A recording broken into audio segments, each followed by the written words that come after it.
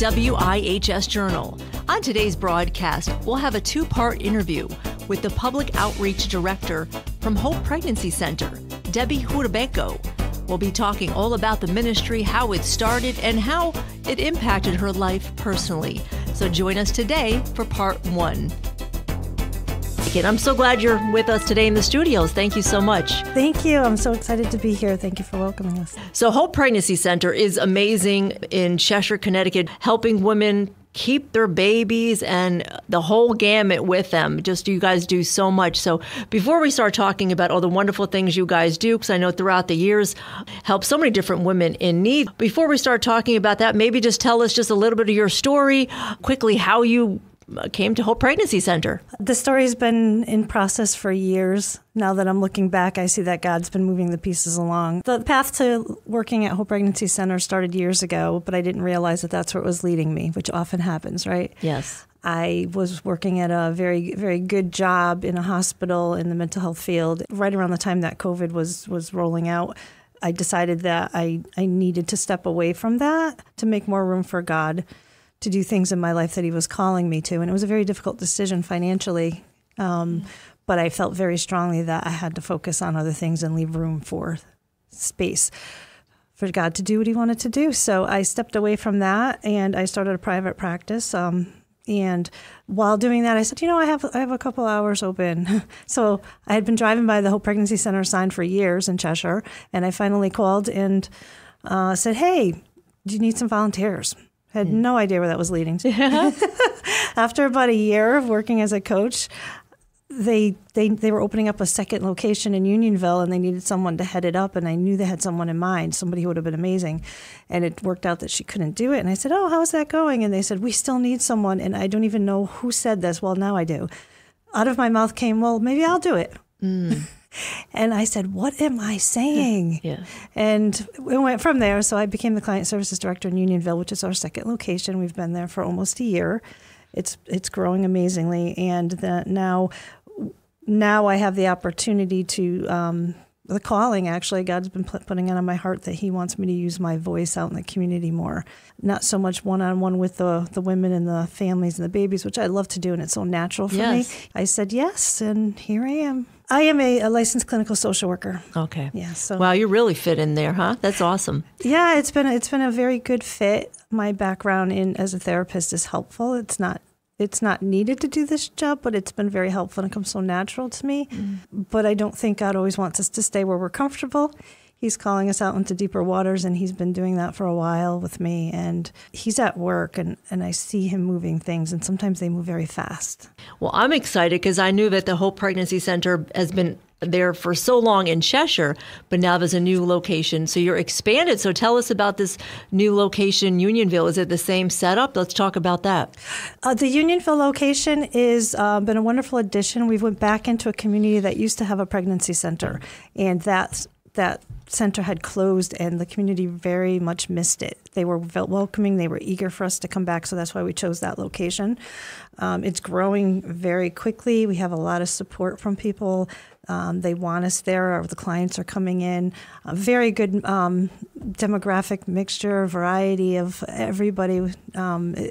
It's been amazing, and the community there is helpful, and they want us there. And we're getting more coaches. We're getting more volunteers. We're getting more donations. We're pairing up with churches and partnering. We're offering more and more services to women and to fathers and to babies and children that they already have, and to just giving back to the community too. It's wonderful. That's awesome. So I know a Hope Pregnancy Center. When did that open? Date? 1985. So we are going to be celebrating 40 years next year. This coming year, 40 years, and we are going to plan a big event for that. Maybe people don't know what Hope Pregnancy is. Maybe tell our listeners everything that you guys do. So we are definitely a Christ-centered ministry, and we exist specifically to help protect the sanctity of all human life, and that is for the born and the unborn. And what we primarily want to do is we want to make sure that we have life-affirming alternatives to abortion for women and men who find themselves unexpectedly pregnant and are unsure like what to do with this unexpected turn of events, and they don't know where to turn, and they're often afraid and typically scared and confused and feeling alone. And we don't want that to be somebody's journey. We want to pair up with them and let them know we're here.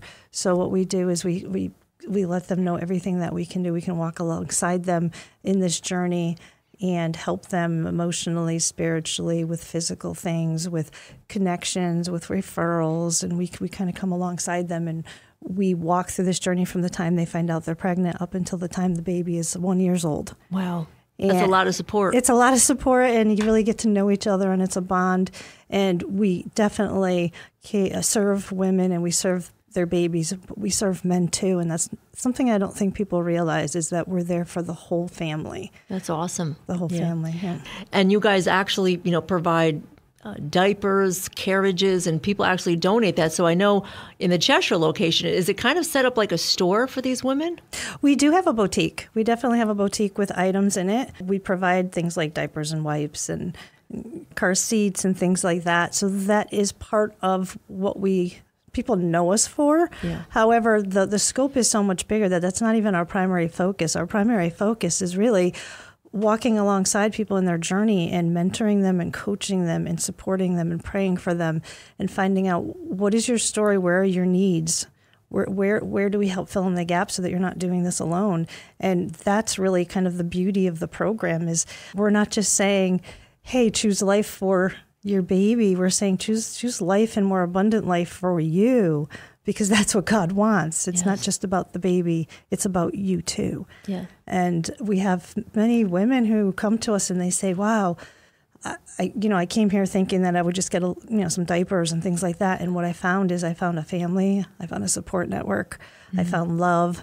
I found a way to connect and to really hear God's voice and realize that He loves me, and they want to stay involved many times, even after they're finished, after the first year, when the baby's celebrating a 1 year birthday.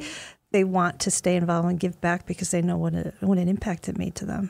So can you talk about some of the clients that you've helped and maybe establish a relationship? You don't have to talk about their names, but some of the relationships, so maybe people have an idea of the magnitude that you guys do for the community. Sure. I can give you a couple of them. Obviously, I'm not going to use any names, but we had a woman who was referred to us by her OBGYN because it was clear that the woman was being very much pressured into having an abortion by her ex-boyfriend. She just found out she was pregnant, and they weren't even together anymore at that point.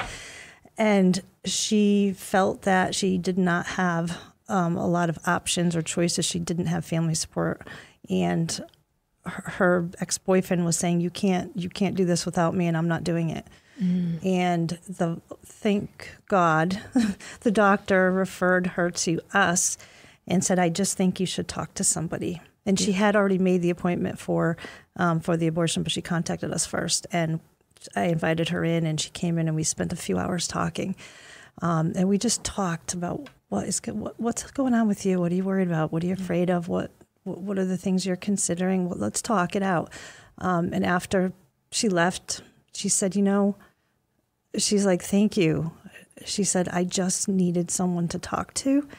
And I'm not afraid right now, and I'm going to think about what I'm going to do. And she called me back, and we texted and called back and forth for a few days. And she said, after leaving your office and talking with you, she said, it was the first time since I found out I was pregnant that I actually was able to sleep through the night. And she said, I don't feel afraid.